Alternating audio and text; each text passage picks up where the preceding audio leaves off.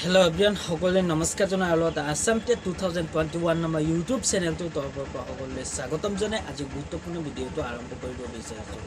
গতিকে সদ্য সমাপ্ত অসম টেটৰ ৰিজাল্টক লৈ যি ধৰণৰ বিতৰ্কই ছানি ধৰিছে, গতিকে এই বিতৰ্কৰ আৱৰ্তত পৰিছে অসম টেট অনুষ্ঠিত কৰা, যাৰ নাম শুনিলেই যিসকল টেটত অনুতীৰ্ণ হৈছে এইসকলৰ এলাৰ্জি বৃদ্ধি হোৱা।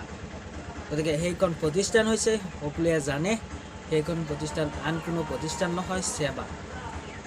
গতিকে SSC পৰীক্ষা এক্সাম কণ্ডাক্ট কৰি আহিছে বহু বছৰ ধৰি, কিন্তু এই সেৱাই অতি শেহতীয়াভাৱে টেটৰ কেইটামান ৰিজাল্ট ঘোষণা কৰিছে আৰু পৰৱৰ্তী অতি শেহতীয়া বৰ্তমান সময়ত যিটো ৰিজাল্ট ঘোষণা কৰে 15 ডিচেম্বৰ, তাক লৈ এক সৰ্বত্ৰে প্ৰতিবাদ, ধৰ্ণা, আন্দোলন তথা সেৱাৰ যিবোৰ বিসংগতি, সেইবোৰ বিসংগতি পোহৰলৈ আহিছে এটা এটা। গতিকে আপোনালোক সেই সম্বন্ধে সকলো জ্ঞাত। আৰু এইখিনিতে এটা ৰিকুৱেষ্ট বা এটা অনুৰোধ যে আপোনালোকে প্ৰথমতে এটা ভিজুৱেল প্ৰত্যক্ষ কৰি লওক। যোৱাকালি যি ধৰণৰ প্ৰতিবাদ হৈছিলে, টেট অনুতীৰ্ণ প্ৰাৰ্থীসকলে দেখুৱাই দিছিলে যে প্ৰমাণ সহকাৰে ক'ত ভুল হৈছিলে সেৱাৰ।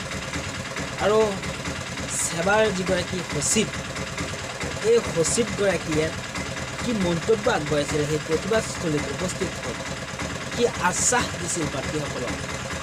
গতিকে তাৰ পৰৱৰ্তী সময়ছোৱাত শিক্ষামন্ত্ৰীয়ে কি কৈছিল, গতিকে সম্পূৰ্ণ উলট পালট। এটাই যদি সুমৰুত আছে, আন এটি আছে কুমৰুত। গতিকে সম্পূৰ্ণ বিপৰীত স্থিতিত আছে শিক্ষামন্ত্ৰী ডক্টৰ ৰণোজ পেগু। গতিকে এজনে ইফালে আছে, আন পৰীক্ষা কণ্ডাক্ট কৰা কমিটি আছে ইফালে। গতিকে এই বিতৰ্ক কেতিয়া অৱসান ঘটিব, ই এক প্ৰশ্নবোধক চিন হৈ গৈছে, কুৱেশ্যন মাৰ্ক।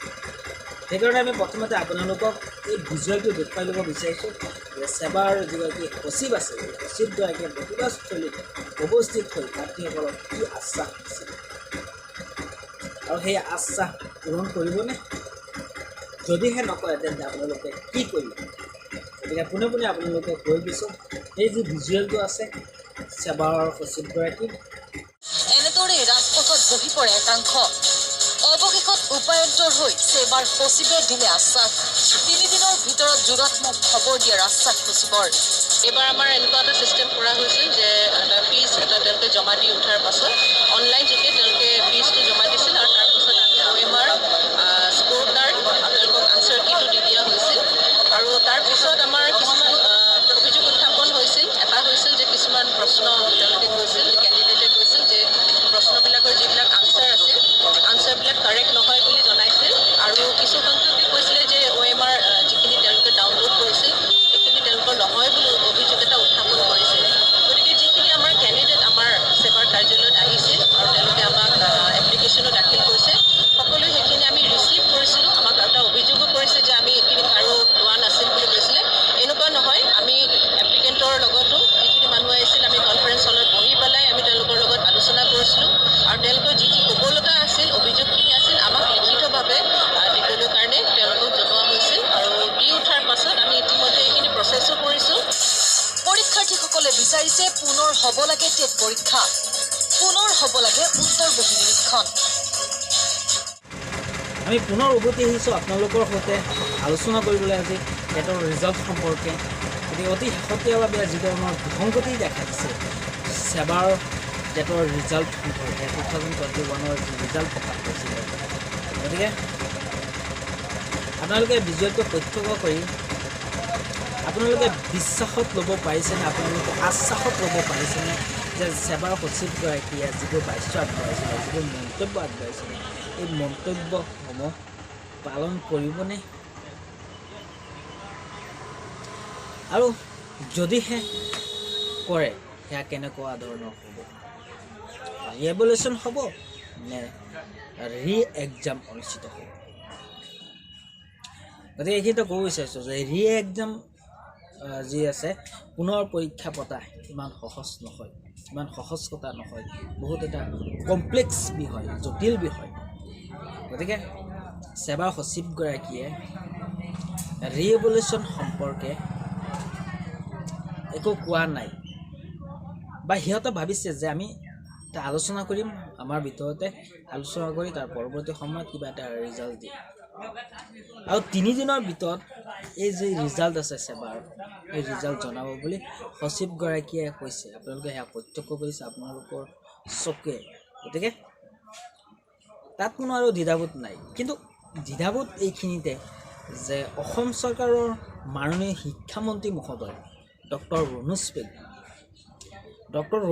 কাইলৈ যে ইমান প্ৰতিবাদ হৈছিলে এই বামুণী মৈদাম স্থিত গুৱাহাটীৰ যিখন সেৱা অফিচ সেৱাৰ কাৰ্যালয়ত গতিকে অসমৰ আকাশে বতাহে কঁপিছে সমগ্ৰ অসমৰ শদিয়াৰ পৰা ধুবুৰীলৈকে সকলোৱে জ্ঞাত সেই প্ৰতিবাদ সম্পৰ্কে যিসকল লোকে বাতৰি চায় বাতৰি নাচালেও আনৰ পৰা শুনিছে কিন্তু আটাইতকৈ লক্ষণীয় আৰু দুখৰ বিষয় যে অসমৰ শিক্ষামন্ত্ৰী মাননীয় ৰণোজ পেগুৱে ডাঙৰীয়াই কিন্তু সেই প্ৰতিবাদ সম্পৰ্কে অজ্ঞাত একোৱে নাজানে খবৰ পোৱা নাই ইয়াৰ কিমান সত্য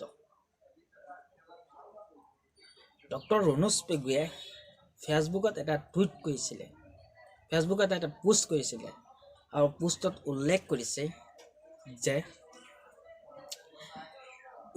নিম্ন প্ৰাথমিক আৰু উচ্চ প্ৰাথমিকৰ যি সদ্য ঘোষিত টেটৰ ৰিজাল্ট তাক লৈ যিসকল সন্তুষ্ট আৰু সিহঁতে শিক্ষামন্ত্ৰীলৈ যি বাৰ্তা প্ৰেৰণ কৰিছে সেই বাৰ্তা শলাগ লৈছে তথা ধন্যবাদ জনাইছে ইয়াৰ অৰ্থ কি ইয়াৰ অৰ্থ এইটোৱে যে টেটৰ ক্ষেত্ৰত ক'ৰবাত বিসংগতি হোৱা নাই আজি যি প্ৰতিবাদ হৈছিল অৰ্থাৎ যোৱাকালিৰ কথা কৈ যোৱাকালি যি প্ৰতিবাদ হৈছিলে এই প্ৰতিবাদ সম্পৰ্কে এটা ক্লিয়াৰিফিকেশ্যন এটা মাতো মতা নাই অসমৰ শিক্ষামন্ত্ৰী অসমৰ প্ৰভাৱশালী জনপ্ৰিয় মুখ্যমন্ত্ৰী ডক্টৰ হিমন্ত বিশ্ব শৰ্মাই কিন্তু কিয় হঠাতে কৈ অহা যে স্বচ্ছ আৰু নিকা প্ৰশাসন ভাৰতীয় জনতা পাৰ্টীৰ নেতৃত্বত চলি আছে স্বচ্ছ আৰু নিকা প্ৰশাসন যাতে ইয়াৰ কি বিৰোধী দলসমূহে টেটৰ যিসকল পৰীক্ষাৰ্থী আছিল প্ৰতিবাদকাৰী আছিল তেওঁলোকৰ হৈ সংবাদমেল অনুষ্ঠিত কৰিছিলে আৰু যিবোৰ ভুল আছিলে সেইবোৰ ভুল আঙুলিয়াই দিছিলে টেটৰ পৰীক্ষাৰ্থী হৈ এটাকৈ আঙুলিয়াই দিছিলে আৰু লুৰিণজ্যোতি গগৈ অসম জাতীয় পৰিষদৰ সভাপতি লুৰিণজ্যোতি গগৈয়ে কমিটি গঠন কৰি ইনভেষ্টিগেশ্যনৰ কাৰণে ভাল এটা তদন্তৰ কাৰণে তেখেতে দাবী উত্থাপন কৰিছে ৰিপুণ বৰাই কৈছে যে প্ৰশ্নসমূহ উল্লেখ কৰিছে যিবোৰ প্ৰশ্ন বিসংগতি আছে সেইবোৰ প্ৰশ্ন উল্লেখ কৰিছে আৰু লগতে কৈছে যে কোনে প্ৰশ্ন প্ৰস্তুত কৰিছে প্ৰশ্ন কাকত LP স্কুলৰ এগৰাকী শিক্ষকক তেনেকুৱা প্ৰশ্ন কাটিবলৈ দিলে প্ৰস্তুত কৰিবলৈ দিলেও এনেকুৱা ধৰণৰ বিসংগতিয়ে দেখা নিদিলেহেঁতেন আৰু সেৱাই অনুষ্ঠিত কৰিছে সেৱাই কাক দায়িত্ব দিছে কিহৰ এক্সপাৰ্ট এই ক্ষেত্ৰত এক্সপাৰ্ট বুলি ক'ব পৰা নাযাব যিহেতু যি বৈদিক মানদণ্ড ইতিমধ্যে পোহৰলৈ আহিছে যিগৰাকী ব্যক্তিয়ে প্ৰশ্ন কাকত প্ৰস্তুত কৰিছিল টেটৰ অতি নিম্নমানৰ প্ৰশ্ন কাকত প্ৰস্তুত কৰিছে অতি নিম্ন খাপৰ এইগৰাকী ব্যক্তিৰ জ্ঞান তথা বুদ্ধি বা বৌদ্ধিক যি মানদণ্ড আছে সেয়া অতি নিম্ন খাপৰ গতিকে সেৱাই এনেকুৱা এটা প্ৰতিযোগিতামূলক পৰীক্ষা অনুষ্ঠিত কৰি এনেকুৱা ব্যক্তিক প্ৰশ্ন প্ৰস্তুত কৰাত কিয় দায়িত্ব দিলে আটাইতকৈ লক্ষণীয় বিষয় যে যিগৰাকী অসমৰ মাননীয় শিক্ষামন্ত্ৰী এই শিক্ষামন্ত্ৰীগৰাকীয়ে সম্পূৰ্ণ বিপৰীত স্থিতিত অটল হৈ আছে টেটৰ পৰীক্ষাৰ্থী যিসকল ফেইল কৰিছে বা যিসকলে যুক্তিত অহাই আছে প্ৰমাণ সহকাৰে বাতৰি যিবোৰ ছেটেলাইট চেনেল আছে ছেটেলাইট চেনেলত যোৱাকালি প্ৰতিবাদস্থলীৰ পৰাই দেখুৱাই দিছে এটাকৈ ভুল তৎসত্ত্বেও অসমৰ শিক্ষামন্ত্ৰী অসমৰ মুখ্যমন্ত্ৰীয়ে এটা ক্লিয়াৰিফিকেশ্যনো দিয়া নাই এই মুহূৰ্তত গতিকে আপোনালোকে কেনেধৰণে বিশ্বাস কৰিব সেৱাৰ সচিবগৰাকী? চৰকাৰেহে দায়িত্ব দিয়ে, চৰকাৰৰ সংশ্লিষ্ট শিক্ষা বিভাগে বা শিক্ষা সচিবেহে দায়িত্ব দিয়ে সেৱাক বা কোনোবা এটা কোম্পানীক, কোনোবা এটা প্ৰতিষ্ঠানক কোনো এটা প্ৰতিযোগিতামূলক পৰীক্ষা অনুষ্ঠিত কৰিবলৈ। এই ক্ষেত্ৰত চৰকাৰ সন্তুষ্ট নহয়। চৰকাৰ ভাবি আছে ঠিকেই আছে, বা এক ৰাজনীতিকৰণ কৰিব বিচাৰিছে।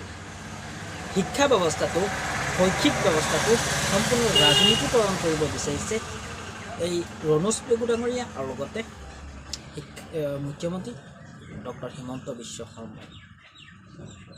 কিন্তু ইয়াক হ'বলৈ দিব জানো আপোনালোকে?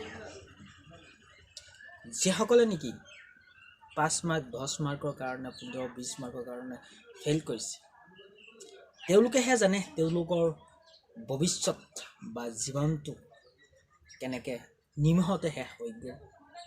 কিন্তু যিসকল উত্তীৰ্ণ হৈছে তেওঁলোকতে সেইবোৰ বাৰবোৰ অনুধাৱন কৰিব নাপায়। গতিকে তেওঁলোকক অনুৰোধ কৰি কৈছোঁ যে আপোনালোকৰ এই যি প্ৰতিবাদ আছে, প্ৰতিবাদত অংশগ্ৰহণ কৰক। আপোনালোকৰ মাৰ্ক ইনক্ৰিজ হ'ব। আৰু আপোনালোকে সেয়া নকৰি বিপৰীত স্থিতিত আছে আপোনালোকৰ। যদিহে এওঁলোক সন্তুষ্ট নহয় চৰকাৰৰ প্ৰতি, আৰু লগতে যি বিভাগে, যি প্ৰতিষ্ঠানে পৰীক্ষা কণ্ডাক্ট কৰিছে সেই প্ৰতিষ্ঠানৰ প্ৰতি, অৰ্থাৎ এলাৰ্জি উঠা যি প্ৰতিষ্ঠান আছে সেৱাক লৈ যদি এওঁলোক সন্তুষ্ট নহয়, তেন্তে এয়া কিন্তু আদালতৰ মজিয়া পাবগৈ, জুডিচিয়াৰী পাবগৈ। আৰু জুডিচিয়াৰীত তেওঁলোকে ক্লেইম কৰিব, আবেদন কৰিব যে এনেকুৱা প্ৰমাণ আছে টেটৰ প্ৰশ্ন কাকত ভুল আৰু আমাক নম্বৰ কৰ্তন কৰি দিছে, আমাক ফেইল কৰাই দিয়া হৈছে অন্যায়ভাৱে।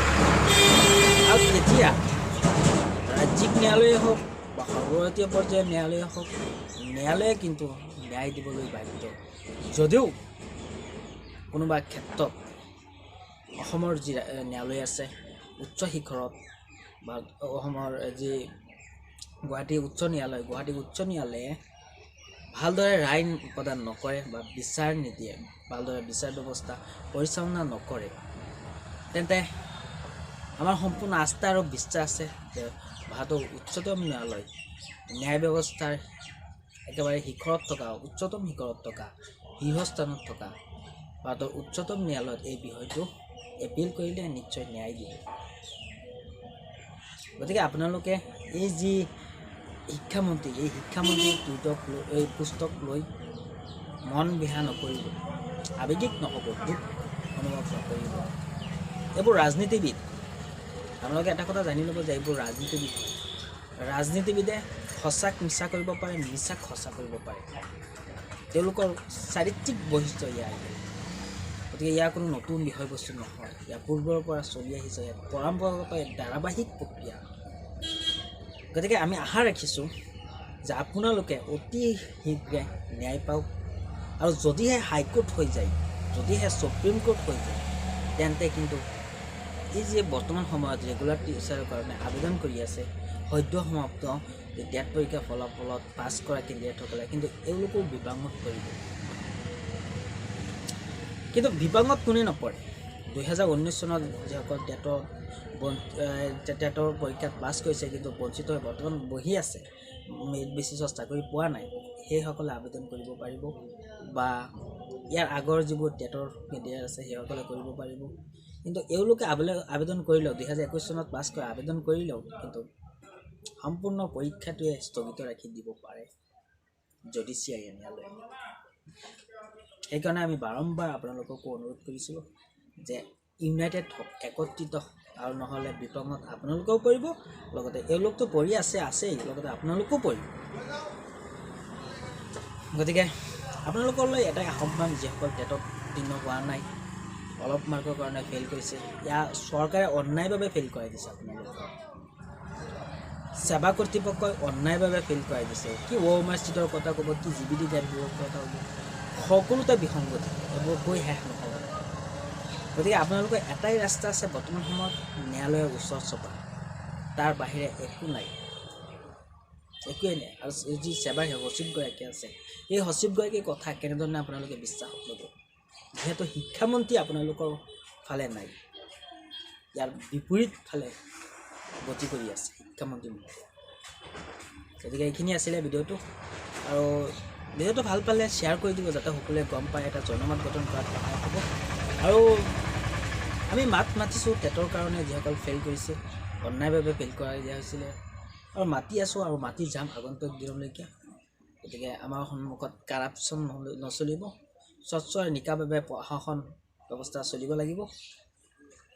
গতিকে ভিডিঅ'টো ভাল পালে লাইক কৰিব আৰু কমেণ্ট কৰিব, আপোনালোকৰ উজোৰ আপত্তি জনাব, নেগেটিভ পজিটিভ সকলো ধৰণৰ হ'ব পাৰে কমেণ্ট।